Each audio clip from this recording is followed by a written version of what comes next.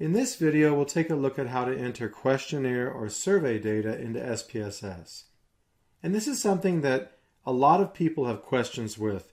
So it's important to make sure when you're working with SPSS, in particular, when you're entering data from a survey, that you know how to do. So let's go ahead and take a few moments to look at that. And here you see on the right-hand side of your screen, I have a questionnaire, a very short sample questionnaire that I want to enter into SPSS. So we're going to create a data file. And in this questionnaire here, I've made a few modifications.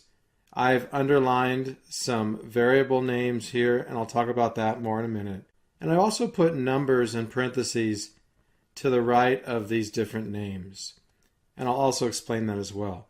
Now normally when someone sees this survey, we wouldn't have gender underlined, for example, nor would we have these numbers to the right of male and female.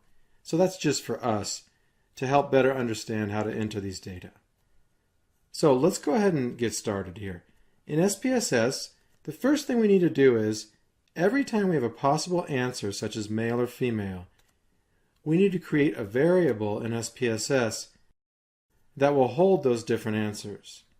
So our first variable needs to be gender, and that's why that's underlined there, just to assist us as we're doing this.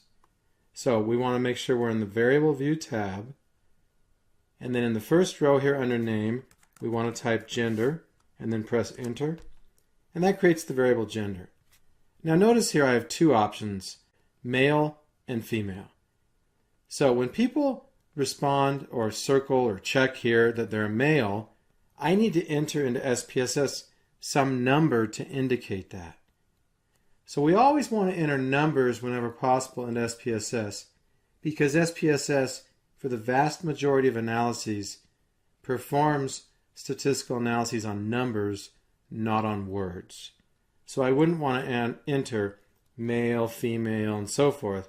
I want to enter ones, twos, and so on.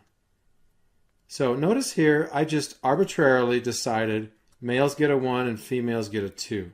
It could have been the other way around, but since male was the first name listed, I went ahead and gave that a 1, and then for females I gave it 2. So what we want to do in our data file here is go ahead and go to Values, this column, click on the None cell. Notice these 3 dots appear. They're called an ellipsis. Click on that, and then our first value, notice here, 1 is male. So value of 1, and then type label male, and then click Add. And then our second value of 2 is for females. So go ahead and enter 2 for value, and then female, click Add, and then we're done with that. You want to see both of them down here, and that looks good. So click OK. Now those labels are in here, and I'll show you how that works when we enter some numbers in a minute. Okay, next we have ethnicity, so I'm going to call this variable ethnicity. So go ahead and type that in, press Enter, and then we're going to do the same thing. We're going to create value labels here.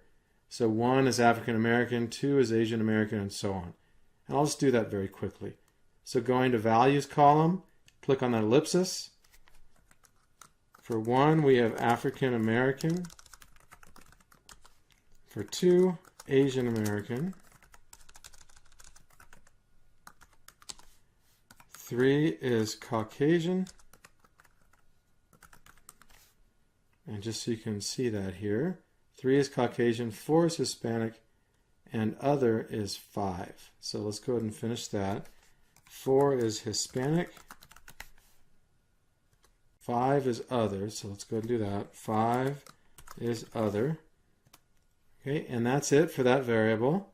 Now we do have, it says please state. I'll talk about that next. That's important. When they can enter text, we have to handle that differently.